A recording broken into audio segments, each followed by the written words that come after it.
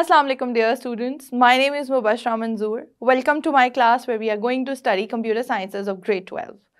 आपको ऑलरेडी पता है कि हम कंडीशनल स्टेटमेंट्स को डिस्कस कर रहे हैं इस चैप्टर में और कंडीशनल में भी हमने डिफरेंट वेरिएंट्स पढ़े थे. आज का जो हमारा टॉपिक है that is about if else if statements, यानी एल्स इफ के ऑल्टरनेटिव्स के साथ इफ़ किस तरह से यूज़ हो सकता है वो आज के लेक्चर में हम देखेंगे. सो स्टूडेंट्स, जैसे कि मैंने आपसे कहा कि इस लेक्चर में हम डिस्कस करेंगे कि इफ़ स्टेटमेंट्स क्या होती हैं या एल्स इफ स्टेटमेंट्स क्या होती हैं. इससे पहले जो वेरिएंट्स हमने डिस्कस किए हैं, हमने इफ़ स्टेटमेंट्स को देखा है, हमने देखा है इफ़ एल्स स्टेटमेंट्स क्या होती हैं, हमने ये भी देखा है कि जो आपके पास सीक्वेंस ऑफ इफ्स हैं वो कैसे काम करते हैं. Else if statements is not too different from sequence of if statements. उसका जो सिंटेक्स है या उसका जो स्ट्रक्चर है, it is pretty much like that. तो फिर आप ये कहेंगे कि हमें इसकी ज़रूरत क्यों पड़ी, यानी हमें एक और तरह की कंडीशनल स्टेटमेंट की ज़रूरत क्यों है. जहाँ पे नेस्टेड इफ़ कंडीशंस जो हैं वो बहुत ज़्यादा हो जाती हैं या बहुत एक्सटेंसिव हो जाती हैं या बहुत ज़्यादा तादाद में आप नेस्टेड इफ़ यूज़ करना शुरू हो जाते हैं, there are multiple alternative conditions that are available. तो वहाँ पे आपके पास एक simpler option in terms of syntax is else if conditions as well, right. आपने देखा था कि जो सीक्वेंस ऑफ इफ़ है वो भी ऐसा ही ऑल्टरनेटिव आपको प्रोवाइड करता है, लेकिन एल्स इफ भी आपको इसी तरह से आपको आसानी दे रहा है कि आप बहुत सारी कंडीशंस के केसेस में, बहुत सारे ऑल्टरनेटिव्स के केसेस में you can use multiple conditions with else if, right. जब हम बात करते हैं कि ऑल्टरनेटिव्स किस तरह आ सकते हैं, यानी आपके पास मल्टीपल कंडीशंस हैं जो आपको चेक करनी है एक ही प्रोग्राम में. अगर आप नेस्टेड इफ यूज़ करते हैं तो और उसके साथ आपने उसकी इंडेंटेशन का प्रॉपरली ख्याल नहीं रखा, या फिर मोर देन 3 और 4 ऑल्टरनेटिव कंडीशंस आ गई हैं, प्रोग्राम का लॉजिकल स्ट्रक्चर जो है वो काफ़ी कॉम्प्लिकेटेड या कॉम्प्लेक्स हो जाता है. And some time if you are a beginner in programming तो आपको भी वो सिंटेक्स हैंडल करना थोड़ा सा मुश्किल लगता है, although there are situations where it is needed, extremely needed, right. लेकिन अदर देन दैट बहुत सारी एग्जाम्पल्स में आप उसका ऑल्टरनेटिव एल्स इफ भी यूज़ कर सकते हैं. जब हम एल्स इफ की बात करते हैं तो ज़रा उसका स्ट्रक्चर देख लेते हैं या उसका लॉजिकल फ्लो देख लेते हैं या देखते हैं वो किस तरह से काम करता है. So if you see here, हमारे पास जो लॉजिकल स्ट्रक्चर या फ्लो है of the program, it is more like that you have an if condition, that is the test condition. यानी कि फर्स्ट कंडीशन जो आपकी है, आप देखें इफ़ के आगे कंडीशन लिखी हुई है, आप चेक करेंगे या आपका प्रोग्राम चेक करेगा कि क्या वो इफ़ कंडीशन जो है इट इज़ वर्केबल और नॉट, या क्या वो ट्रू है या फॉल्स है.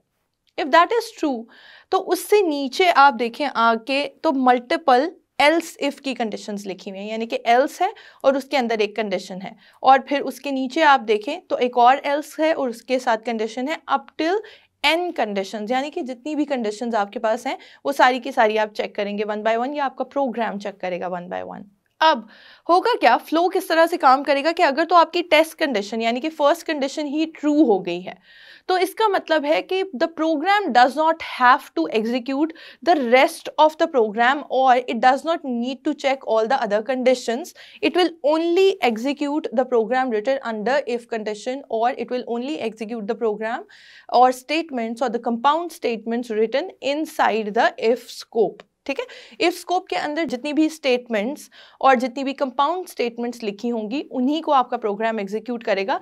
अदरवाइज वो क्या करेगा कि नेक्स्ट स्टेटमेंट पे चला जाएगा. यानी अगर आपका जो फर्स्ट टेस्ट कंडीशन थी अगर वो फॉल्स है, यानी वो जो कंडीशन है वो ट्रू नहीं हुई या समहाउ और दी अदर वो कंडीशन जो है वो मीट नहीं करती, तो फिर क्या होगा, फिर आपका फ्लो इस तरह से चलेगा कि फर्स्ट कंडीशन फॉल्स होगी तो उसके अंदर वाली जो स्टेटमेंट्स लिखी हुई हैं या उसके अंदर जो आपके पास कंपाउंड स्टेटमेंट्स हैं वो एग्जीक्यूट नहीं होंगी, बल्कि उसकी जगह क्या होगा कि it will check the next possible condition which is written with else if. Else if का मतलब ही यही है ना कि अगर फर्स्ट काम नहीं हुआ else if check this one.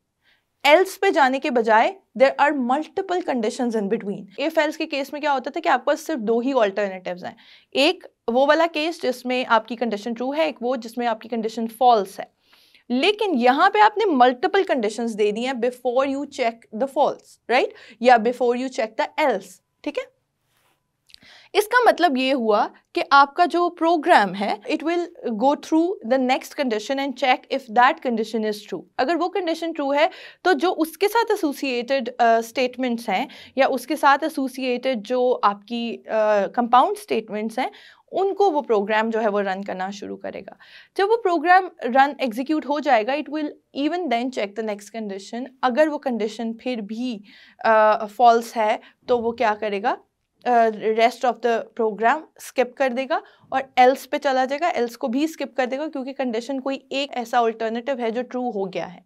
ठीक है, so that's how the flow of the statements work. इसी को हम प्रोग्रामिंग लॉजिक में भी डिस्कस करेंगे।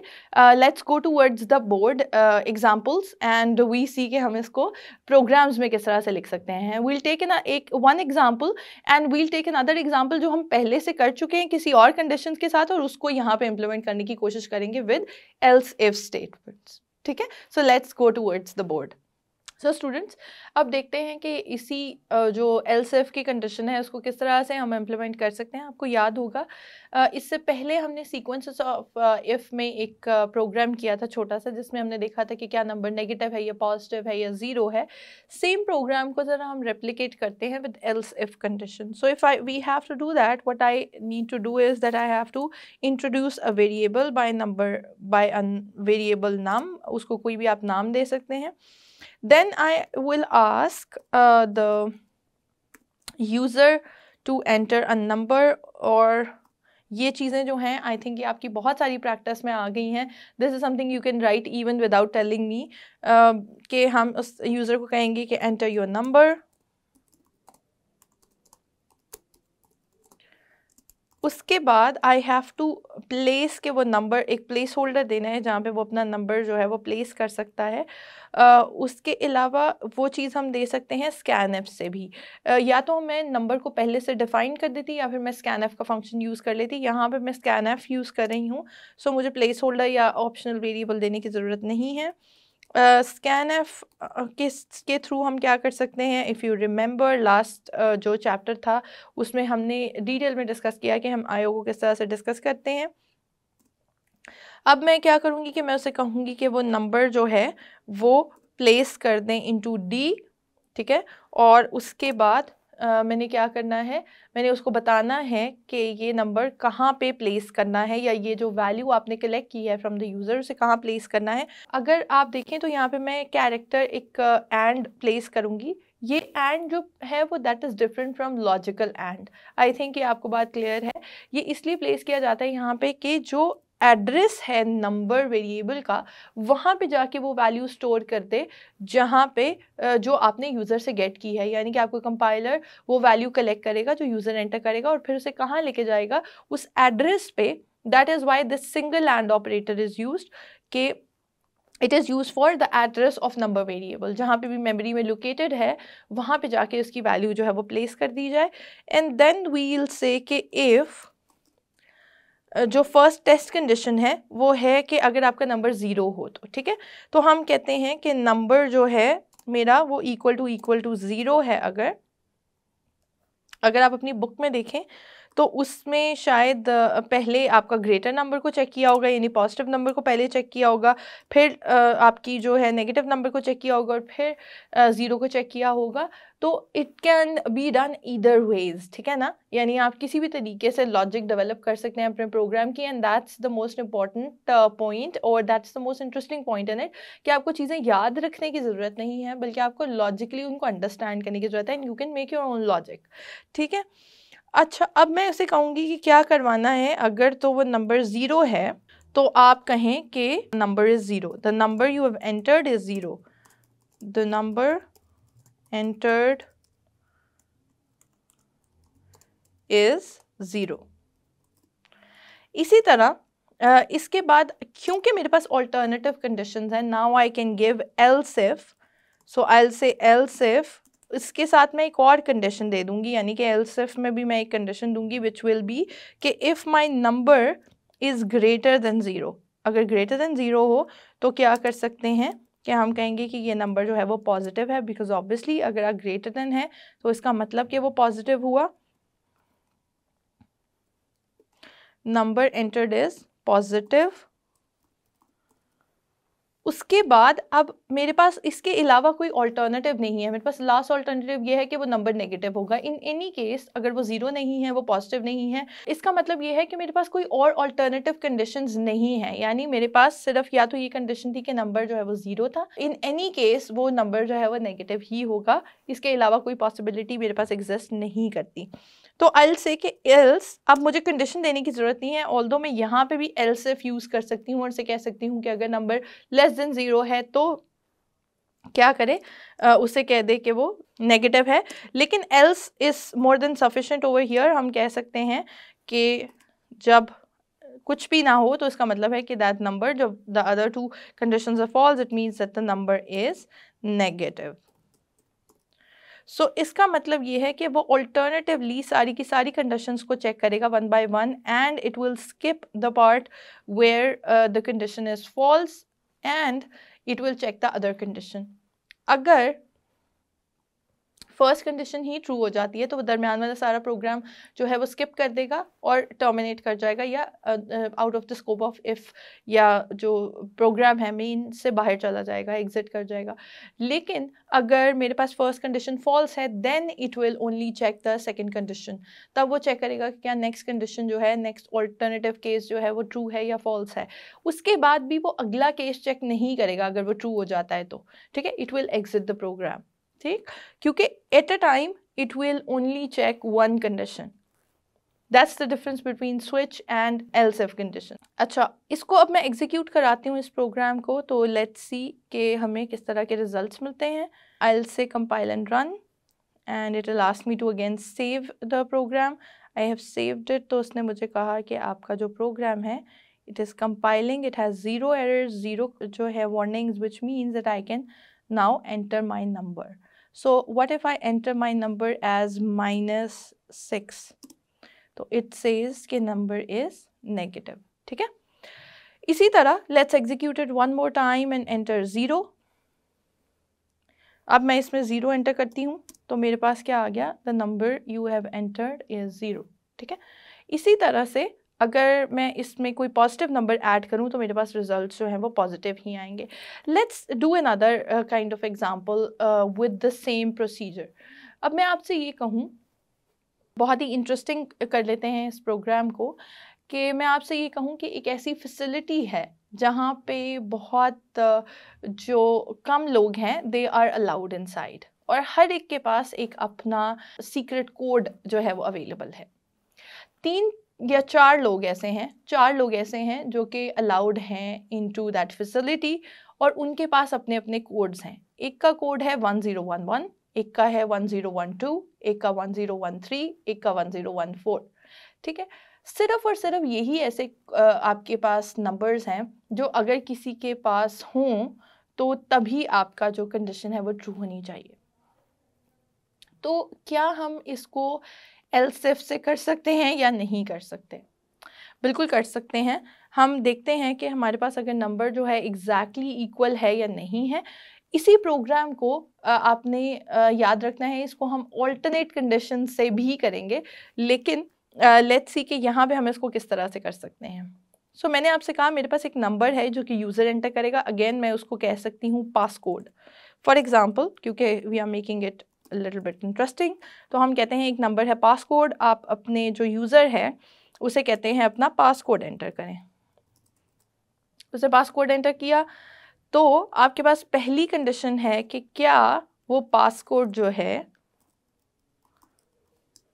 वो इक्वल टू 1011 है या नहीं। अगर है तो कहेंगे that you are allowed to enter, you are allowed to enter, let's say Ali, ठीक है। हम उसका नाम कह देते हैं कि we know that what passcode is assigned to what person, और वो सिर्फ 4 ही लोग हैं जिनको हमने ये कोड्स असाइन किए हुए हैं। द नेक्स्ट कंडीशन अगेन हम एल्स इफ में लिखेंगे, अगर वो अली नहीं है इसका मतलब कि वो कोई और हो सकता है, that is Rabia may be. Passcode हम अगेन चेक करेंगे पासकोड को कि क्या वो इक्वल है टू 1011। वी ऑलरेडी नो कि वो पर्सन जो है that person is Rabia. So let's say हमने कहा कि okay you are allowed to enter. उसके बाद एक और पासकोड हमने चेक किया. अगेन एल्स इफ की कंडीशन यहाँ पे आएगी हमारे पास और हम कहेंगे कि देयर इज़ अनदर पर्सन जिसको हमने चेक करना है कि उसके पास पासकोड जो है वो 1012 है या नहीं. अच्छा यहाँ पे 1012 होना चाहिए because that's the other one and it is suppose to be 1013. अच्छा अब अगर आप देखें तो हमने 3 जो लोग हैं उनको यहाँ पे कर लिया. इसको हम नाम दे देते हैं may be Sana and there will be another if condition which is else if जो कि कोड है passcode must be 1014 and that is given to Ahmad. let's say अब मैंने कहा कि ये 4 लोग ऐसे हैं those who are identified people, those who are people who can enter the facility. otherwise इसके अलावा कोई भी आता है और वो अपना पासकोड गलत एंटर करता है या नहीं एंटर करता तो उसका मतलब है कि they are not suppose to enter. ठीक है. अच्छा अब इसमें यहाँ तक भी ये प्रोग्राम कंप्लीट हो सकता है लेकिन इसके अलावा भी ऐसे कर सकते हैं हम to make it more interesting कि मैं कहती हूँ कि यहाँ पे वो ये कह दे कि एल्स अगर इन चारों में से भी कोई पासकोड नहीं है तो इसका मतलब है you are not authorised to enter. Sorry you are not authorized to enter. So अब अगर आप देखें तो इस प्रोग्राम को रन करते हैं और देखते हैं कि क्या हम अगर वही नंबर एंटर करेंगे. Definitely the people who know about it have the passcodes. So इसको ज़रा एग्जीक्यूट करते हैं एंड रन करते हैं. हमारे पास आ गया इट आस्क के enter your number. We could tell that enter your password as well, but let's see 1013. so it said ke the number entered is Sana. sorry I haven't changed that. मैंने उसका expression you are allowed to enter नहीं change किया. so it is more like Rabia. यहाँ पे change नहीं किया हुआ तो उसने पिछला वाला ही मुझे रिपीट कर दिया. I just copied that. Enter Sana and यहाँ पे भी you are allowed to enter Ahmed है. ठीक है. अब हम दोबारा से इसको एग्जीक्यूट करते हैं. Let's see what happens. Compile and run. हमारे पास उसने फिर पूछा है कि what is your number. I would say 1012.